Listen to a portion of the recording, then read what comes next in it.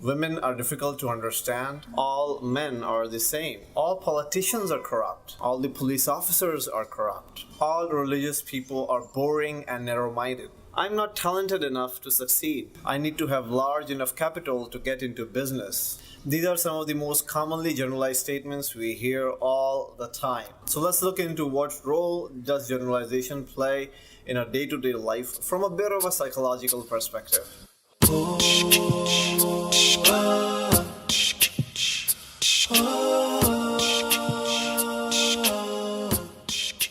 Hello, Assalamu alaikum, it's Ahmad Faraz Khan. When we experience something or hear something over and over again, our brain tends to get programmed and conditioned in that particular direction.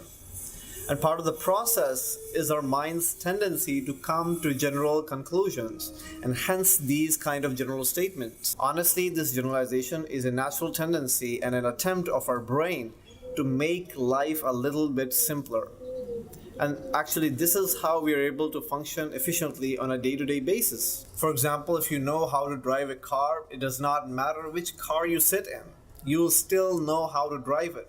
Your brain has generalized that these boxes with 4 wheels on it operate in pretty much the same way. When you see a taxi, you recognize it from far away by its color and by its design.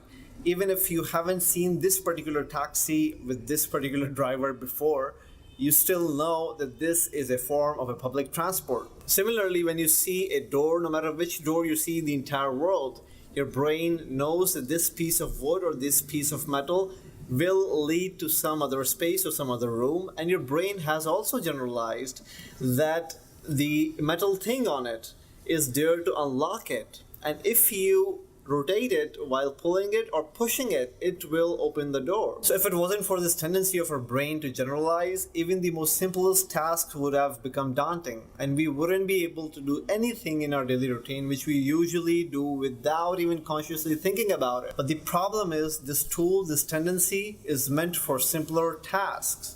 And if we start to generalize in much more complex matters of life and our own understanding of life, then we are gonna develop disempowering beliefs which will greatly limit and reduce the quality of our life. For instance, hopelessness comes when we define and we generalize our entire life with the current circumstances.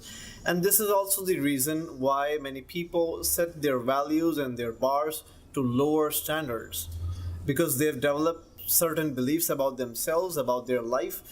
I'm like this, or my life is like that, my circumstances are like that, and hence I will never be able to reach that extraordinary level of life. Stereotypic thinking comes from the same thing. We experience or we hear a certain thing from a certain group of people a certain number of times, and we develop this general belief about a group of people. This is pretty much what is happening to Muslims right now. The media is using this same strategy to condition our minds by associating this label of terrorist with Muslims or with Islam. And when we hear so many people saying the same thing so many times, our brain kind of perceives it as a fact. Someone said, if you tell a lie big enough and frequent enough, people will eventually start to believe it. And you know who said that? Adolf Hitler. So I invite you to live a more conscious life, to use your mind, your cognition that Allah has blessed you with in an empowering way. We are not born to be programmed like animals. We are not here to live the life of a sheep. Take charge of your beliefs. Keep questioning yourself and ask the right questions. The people who are the most successful in life are the people who grow the most mentally, spiritually, physically. And the people who grow the most are the people who learn the most.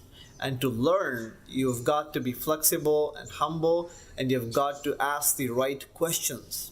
Those who really desire to grow and to change, who really seek answers with flexibility and humility, will be the ones who will be answered.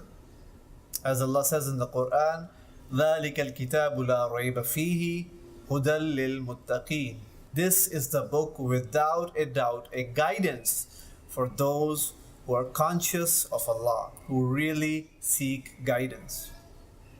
May Allah make us among those.